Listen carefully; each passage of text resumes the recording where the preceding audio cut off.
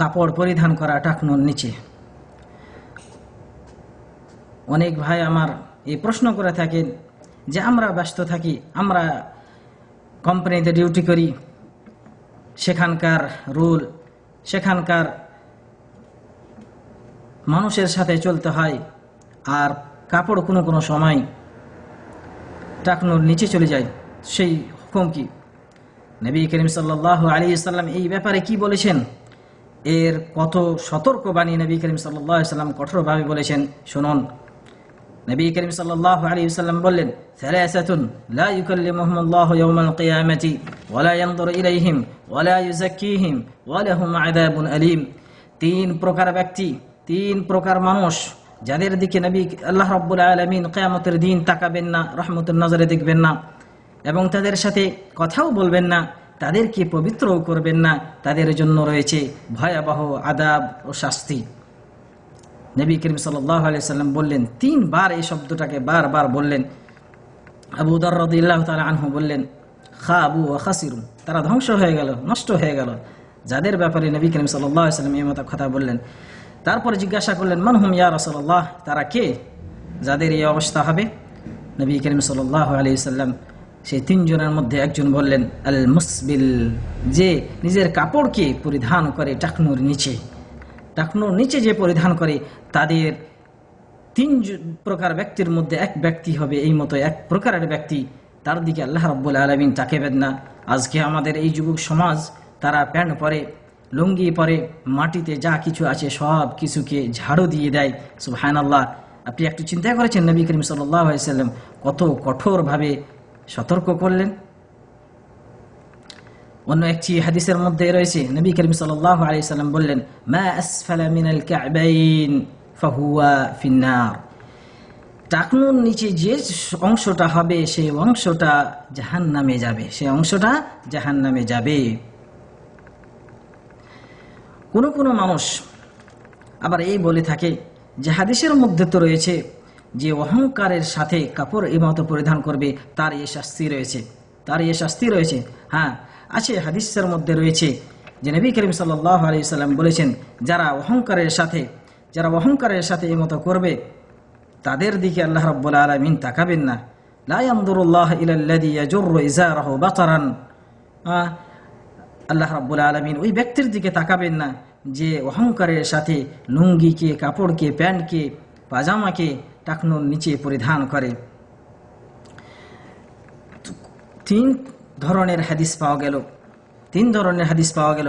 এর মধ্যে কিছু মানুষ বলে থাকে, অহংকার তো আমি করি না, তা আমার গুনাহ হবে কিভাবে? আল্লাহ রাব্বুল আলামিন আমাকে শাস্তি দিবেন কেন?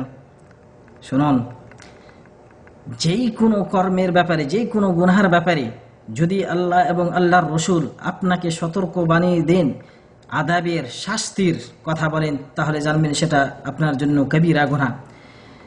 কবিরা গুনাহ অর্থাৎ মুসবিল, যেই মানুষটা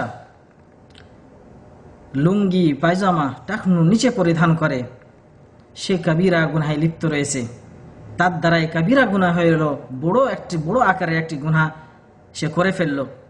কিন্তু তার মধ্যে যদি অহংকার এসে যায়, তাহলে এই গুনাহটা আরো বড় আকার নিয়ে নেয়। সুতরাং আপনি এই মতোই লুঙ্গি পরছেন, আপনি গুনাহ করলেন। কিন্তু যদি আপনার অন্তরের মধ্যে অহংকার চলে আসে, অহংকারের সাথে আপনি এই লুঙ্গিকে, পায়জামাকে টাকনুর নিচে পরিধান করেন, তাহলে বুঝবেন আপনার গুনাহটা আরো বড় আকার ধারণ করেছে। শেখ ইবনে উথাইমিন রাহিমাহুল্লাহ উনি বলছেন, এই দুটি হাদিসের মধ্যে বিশ্লেষণ করে তাতবিক দেওয়ার পরে, যে যেই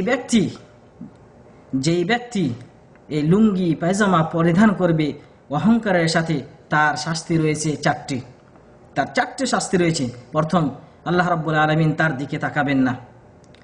ওয়ালা ইউকাল্লিমুহু, তার সাথে কথাও বলবেন না। ওয়ালা ইউযাক্কিহি, তাকে আল্লাহ রাব্বুল আলামিন পবিত্র করবেন না, পাক করবেন না। ওয়ালাহুম আযাবুন আলীম, এবং তার জন্য ভয়াবহ শাস্তি রয়েছে। চারটি শাস্তি। যে অহংকারের সাথে কাপড় পরিধান করবে টাকনুর নিচে, আর যার মধ্যে অহংকার না থাকবে, তার ব্যাপারে শেখ ইবনে উথাইমিন বলছেন তার জন্য এটি হাদিস মা আসফালা মিনাল কা'বাইন ফাহুয়া ফিন্নার, যে অহংকারের সাথে কাপড় পরিধান করবে না, শুধুমাত্র সে জেনে বুঝে বা অজানাতে সে কাপড় পরিধান মতো করে ফেললো, জানার পরে এই হাদিসটা তার কাছে পৌঁছেছে তবু কোনো ভ্রুক্ষেপ দিচ্ছে না, তাকে লক্ষ্য করছে না, তাকে কোনো বড় জিনিস মনে করছে না, আর এই মতো কাপড় পরিধান করে যাচ্ছে, তার জন্য রয়েছে ওই অংশটা জাহান্নামে হবে, ওই অংশটা জাহান্নামে হবে।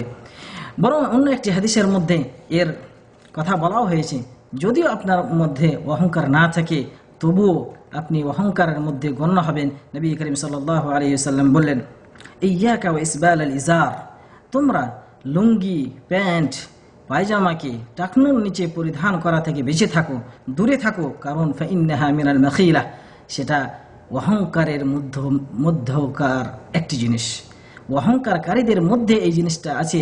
সুতরাং ওয়া ইন্নাল্লাহা লা ইউহিব্বুল মাখিলা, আল্লাহ রাব্বুল আলামিন অহংকারকারীদের, অহংকারের সাথে এই সমস্ত কাজগুলো যারা করে তাদেরকে আল্লাহ রাব্বুল আলামিন কখনো পছন্দ করেন না।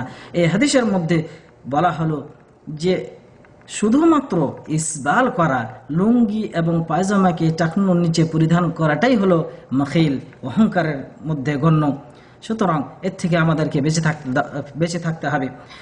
কোনো মানুষ যদি এটা কথা বলে, কোনো ভাই আমার বলেছেন যে আমরা কোম্পানিতে কাজ কাম করি, আমরা মজবুর থাকি, আল্লাহ রাব্বুল আলামিন কি আমাকে মাফ করবে না? এটা স্ট্যান্ডার্ড, কোম্পানির স্ট্যান্ডার্ড যে এই মতো কাপড় পরিধান করতে হবে। ভাই আমার, দুনিয়ার কোনো এমন কোম্পানি নেই যেখানে আপনাকে এই জিনিসটা করতে মজবুর করবে, বাধ্যতামূলক আপনাকে করতে হবে এমন কিছু নেই। ঠিক আছে, যদি বাধ্য করে তাহলে আপনাকে চয়ন করতে হবে যে একটি রয়েছে ইসলামের স্ট্যান্ডার্ড, ইসলামের মান সম্মান, ইসলামের কথার মূল্য, আর অন্য জায়গায় রয়েছে আপনার সামনেই রয়েছে কোম্পানির স্ট্যান্ডার্ড, কোম্পানির মান সম্মান, কোম্পানির কথা সম্মান। তো আপনি কোনটাকে চয়ন করবেন? যদি আপনি কোরআন এবং হাদিসের কথাকে চয়ন করেন, কোরআন এবং হাদিসের কথাকে প্রাধান্য দিন, তাহলে বুঝবেন যে আপনি প্রকৃত একজন মুমিন। বা আমরা যদি প্রাধান্য দিই তাহলে আমরা প্রকৃত মুমিন হতে পারবো। যদি আমরা কোম্পানির স্ট্যান্ডার্ড দেখি, কোম্পানির সম্মান দেখি, কোম্পানির কথা অনুযায়ী আমরা হারাম কামে লিপ্ত থাকি, গুনহার কামে লিপ্ত থাকি, তাহলে আমরা বুঝবো, আমরা নিজেকে দেখতে হবে, আমাদেরকে মেপে দেখতে হবে আমার ইমানটা কতটুক। কেননা আল্লাহ এবং আল্লাহ রসুলের কথার উপরে কোনো মানুষের কথাকে যদি, কোনো কোম্পানির কথাকে যদি আমরা প্রাধান্য দিই, তাহলে আমাদের ইমান পরিপূর্ণ নাই, আমরা প্রকৃত মুমিন হতে পারবো না। আল্লাহ রাব্বুল আলামিন বলছেন ইয়া আইয়ুহাল্লাযীনা আমানু লা তুকদ্দিমু বাইনা ইয়াদাইল্লাহি ওয়া রাসূলিহি ওয়াত্তাকুল্লাহ, এই ঈমানদারেরা তোমরা আল্লাহ এবং আল্লাহর রসুলের আগে বেরিয়ে যায় না। সেই মতোই আল্লাহ রসুল সাল্লাল্লাহু আলাইহি ওয়াসাল্লাম বলেছেন সে মুমিন হতে পারে না, সে কখনো মুমিন হতে পারে না যতক্ষণ পর্যন্ত তার কাছে আমি এবং আল্লাহ বেশি ভালোবাসা এবং প্রিয় না হয়ে যাব, তার সব আত্মীয় স্বজন, স্ত্রী, ছেলে, মেয়ে এবং সারা পৃথিবী